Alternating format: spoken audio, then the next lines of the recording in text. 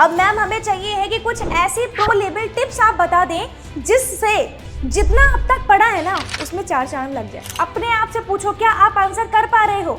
2 ही चीजें निकलेंगे, या तो कर पा रहे होगे या फिर नहीं कर पा रहे होगे। नहीं कर पा रहे होगे मतलब कहीं ना कहीं अटक रहे होगे, पूरी तरीके से आंसर नहीं दे पा रहे होगे। तो क्या होगा, अपने क्वेश्चन से टॉपिक को तैयार कर लिया। अब ये करने में टाइम लगेगा।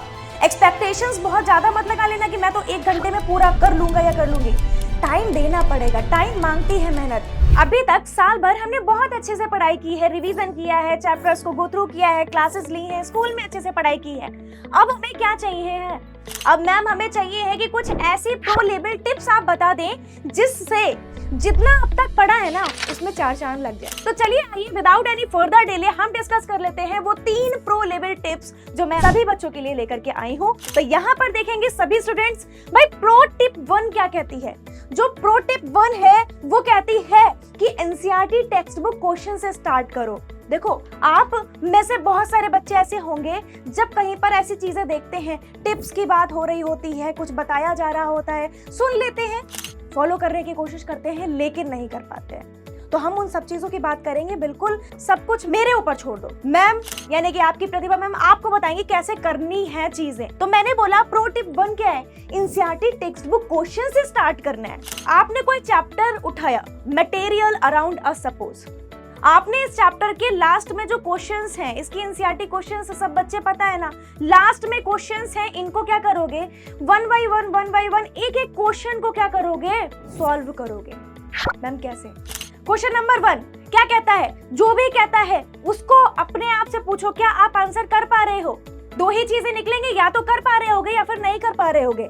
ठीक है, नहीं कर पा रहे होगे मतलब कहीं ना कहीं अटक रहे होगे, पूरी तरीके से आंसर नहीं दे पा रहे होगे। तो क्या होगा, उससे ये होगा कि उस क्वेश्चन की जो भी डिमांड है वो आप जाओगे, चैप्टर से पढ़ोगे, टॉपिक को क्लियर करोगे। तो इससे क्या होगा कि आपके जो टॉपिक हैं वो तैयार हो जाएंगे। क्वेश्चन 1, क्वेश्चन 2, क्वेश्चन 3, क्वेश्चन 4 और ऐसे ही जितने भी क्वेश्चंस हैं। और उनसे जब टॉपिक्स तैयार हो जाएंगे तो क्या हुआ, तब आपने एक बार फिर से ब्रश अप कर ली हैं अपनी सारी चीजें, है ना, एक बार फिर से आपने एकदम क्रिस्टल क्लियर कर ली हैं चीजें। अब तक पढ़ा था लेकिन इस बार क्वेश्चन से पीछे से स्टार्ट किया है, क्वेश्चन से आपने टॉपिक्स को तैयार कर लिया। अब आपको ये पता है कि क्वेश्चंस में जिस तरीके से उसकी जो डिमांड है वो मैं आंसर कर सकता हूँ, क्योंकि आपने क्या कर सकती हूँ, आपने वो पढ़ लिया है जो क्वेश्चंस में पूछा जा रहा था। जैसे ही आपने क्वेश्चन से टॉपिक को तैयार कर लिया, अब ये करने में टाइम लगेगा। एक्सपेक्टेशंस बहुत ज्यादा मत लगा लेना कि मैं तो 1 घंटे में पूरा कर लूंगा या कर लूंगी। टाइम देना पड़ेगा, टाइम मांगती है मेहनत। लेकिन एक बार टाइम दे दिया तो फिर क्या होगा, लास्ट डेज में आपको बहुत कम मेहनत करनी पड़ेगी। ठीक है, तो यहाँ पर कहने का मतलब है अब प्रो टिप 1 जो है वो आपने फॉलो कर ली। जब आपने क्वेश्चन से टॉपिक को तैयार कर लिया, अब आप क्या करोगे। अब प्रो टिप 2 क्या कहती है, बहुत ध्यान से सुनना। यहाँ पर इस टिप में मैंने लिखा है कि क्वेश्चन से आंसर को खुद फ्रेम करो। वो जो क्वेश्चंस हैं आपने पहले उससे टॉपिक्स तैयार कर लिए, जो आते थे बहुत अच्छी बात थी, आपने उनको लिख करके देख लिया, आपने उनको याद करके देख लिया। अब आप क्या करोगे, अब आपको सिर्फ इतनी चीज करनी है कि वही क्वेश्चंस जो आपने तैयार कर लिए हैं टॉपिक से, अब उन क्वेश्चंस के आंसर्स को खुद फ्रेम करोगे। आपके पास में रिवीजन सीरीज आपने देखा है, यहाँ पर रिवीजन सीरीज आप ऑलरेडी कर चुके हो। जो बच्चे नहीं कर पाए हैं वो करेंगे ऑल इन वन सीरीज में। सभी चैप्टर्स को बहुत अच्छे से रिवाइज करवाया गया है। क्वेश्चंस भी चल रही है, question answer last minute revision series चल रही है, उससे क्वेश्चन आंसर भी कर सकते हो। आपके पास आंसर्स आ जाएंगे, वहां से आप याद करोगे और क्वेश्चंस को फिर बिना देखे फ्रेम करो अपने आप से। इससे मैम क्या होगा, आपने क्योंकि पहले ही पढ़ लिया है, आपके पास जो नोट्स है उसे पढ़ लिया है, अब क्योंकि सब कुछ तैयार हो गया तो आपको क्या करना है, सिर्फ और सिर्फ आपको क्वेश्चंस के आंसर्स लिख करके देखने हैं। तो क्या होगा, 2 चीजें होंगी, या तो लिख लोगे या फिर नहीं लिख पाओगे। और जब नहीं लिख पाओगे तो सबसे अच्छी चीज वही है कि आपको पहले ही पता चल गया कि यार इसका तो क्वेश्चन का आंसर मैं लिख नहीं पा रहा हूँ, याद तो मैंने कर लिया था। स्पेलिंग मिस्टेक्स हो सकती हैं, और यह हो सकता है कि क्वेश्चन के आंसर को स्टार्ट कहां से करना है यही नहीं पता चल पाए। क्या पता कुछ चीजें जो बहुत इंपॉर्टेंट उस आंसर में आपको देनी थी लिख करके, वही नहीं दे पाई। तो क्या होगा, तो इससे हमारा अच्छा होगा, इससे आपका अच्छा होगा। और फिर आप क्या करोगे, फिर वही क्वेश्चंस उठाओगे और उनको एक बार गो थ्रू करोगे। कहां से करोगे, रिवीजन नोट से। अगर आपके पास है तो ठीक, नहीं तो PW ऐप पर सभी रिवीजन नोट्स पड़े हुए हैं, वहां पर अपलोड है, वहां से लो बेटा। ठीक है, नेक्स्ट अब आते हैं प्रो टिप 3 पर। बहुत सारी चीजें आसान से लग रही हैं अभी और आसान ही रहेंगे आगे भी, टफ नहीं होंगी इस वीडियो के बाद में भी। देखो बेटा, रिवीजन नोट्स मैंने कहा या तो आपके पास होंगे या फिर आपको बनाने होंगे।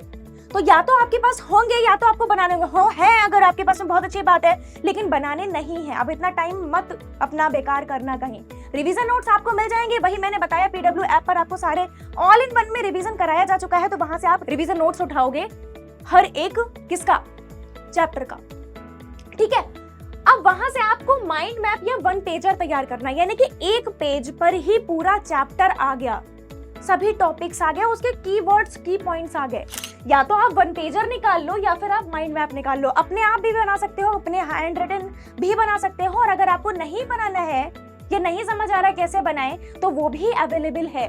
कहां पर, यही रिवीजन नोट्स जो ऑल इन वन वगैरह में कराए हैं मैंने खुद, आपको माइंड मैप्स दिए हैं, आपके टीचर्स ने आपको वन पेजर दिए हैं। तो वहां से आप क्या करोगे, वन पेजर या माइंड मैप निकाल करके आप फिर उससे रिवीजन करोगे। उससे क्या होगा फायदा, उससे ये फायदा होगा कि पूरा चैप्टर जब आपने गो थ्रू कर लिया था, आपने पूरा चैप्टर लर्न कर लिया था, आपने क्वेश्चन से उन टॉपिक को भी तैयार कर लिया जो नहीं कर पा रहे थे, और फिर जो बचे हुए क्वेश्चंस थे, मतलब फिर से जब आपने क्वेश्चंस लगाने स्टार्ट करे तो फ्रेम करना भी सीख लिया, जो नहीं कर पा रहे थे वो फिर से तैयार करे थे।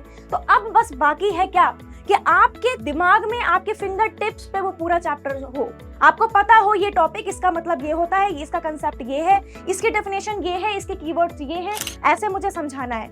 यहाँ तक आपकी पूरी चीज क्लियर है। बहुत इंपॉर्टेंट चीज तो अब शुरू होती है कि मैम दो चीजें आती हैं बच्चों के साथ में, स्टार्ट कैसे करें। ये सब कुछ समझ लिया, स्टार्ट कैसे करें। स्टार्ट करना है अगर तो बहुत सिंपल सा तरीका है। आपके पास में कुछ सब्जेक्ट्स हैं, उन सब्जेक्ट्स में आप उन सब्जेक्ट्स को प्रायोरिटी यानी कि ऊपर रखो लिस्ट में, जो आपके सबसे कम तैयार हैं और इम्पोर्टेंट भी हैं एग्जाम पॉइंट ऑफ व्यू से। मतलब कि इम्पोर्टेंट का क्या होता है, मतलब इम्पोर्टेंट तो सारे होते हैं, लेकिन कुछ सब्जेक्ट ऐसे होते हैं जो टाइम की डिमांड करते हैं, जैसे आपका साइंस और मैथ्स, और भी आपके ऐसे कई सारे सब्जेक्ट होंगे, वो आप अपने अकॉर्डिंग डाल सकते हो लिस्ट में सबसे ऊपर। तो क्या करोगे उसके लिए, आप देखोगे डेज, जैसे हम साइंस की बात कर रहे हैं तो देखोगे नंबर ऑफ डेज कितने बचे हैं एग्जाम में। लेट सपोज आपके एग्जाम के 2 वीक बचे हैं, 2 वीक्स बचे हैं, तो आप उसमें पता चल गया है कि आपके कितने डेज हैं। अगर आपकी डेट शीट नहीं आ पाई है तो अप्रोक्सीमेटली टीचर्स मंथ तो बता ही देते हैं कि इस मंथ से आपके स्टार्ट होने वाले हैं, तो आप मिनिमम टू मिनिमम रखो। अगर टीचर कह रहे हैं कि मार्च फर्स्ट वीक से, अगर वो कह रहे हैं फरवरी लास्ट से, तो आप 4 दिन पहले का ही रखो अपने माइंड में कि उससे पहले ही शुरू हो रहे हैं, और फिर वो दिन निकाल करके अपने पास में रखो। और उन दिनों के हिसाब से उन चैप्टर, जैसे अगर हम बात करें साइंस में टोटल चैप्टर्स आपको पता है कितने हैं, तो डेज के हिसाब से उन चैप्टर्स को डिवाइड कर दो, क्योंकि अब सब कुछ पढ़ा हुआ है तो आपको ज्यादा टाइम नहीं लगेगा। और अगर लग भी जाता है तो कोई बात नहीं, अभी लगा लेंगे, लेकिन लास्ट डेज में पैनिक नहीं होना है, ठीक है ना।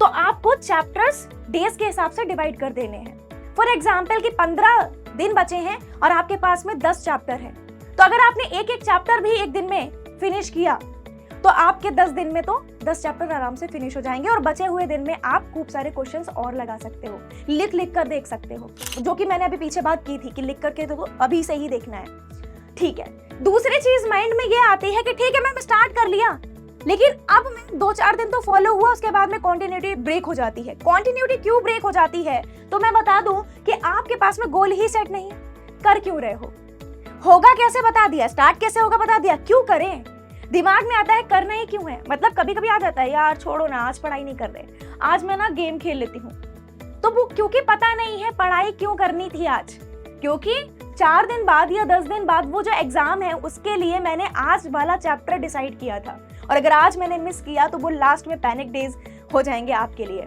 क्योंकि उस टाइम पर इकट्ठे चैप्टर्स आएंगे और 2 दिन में करना पड़ेगा आपको, 1 दिन में करना पड़ेगा, 1 घंटे में करना पड़ेगा। That is very worstful situation, right. तो वो नहीं लानी है, हमें तो प्रोएक्टिव होकर के चलना है। तो इसलिए गोल क्लियर करके रखना है कि भाई इतने चैप्टर्स इतने दिन में कवर करने ही है। क्यों करने हैं, क्योंकि अच्छा लाना है, मम्मी पापा का सपना है, मम्मी पापा को खुश करना है, अपने आप को खुश करना है ना। और वो भी खूब फक्र से कह पाएंगे कि हाँ देखो मेरा बच्चा जो है क्लास 6 में कितने अच्छे से स्कोर करके लाया है, या क्लास 7th में या क्लास 8th में।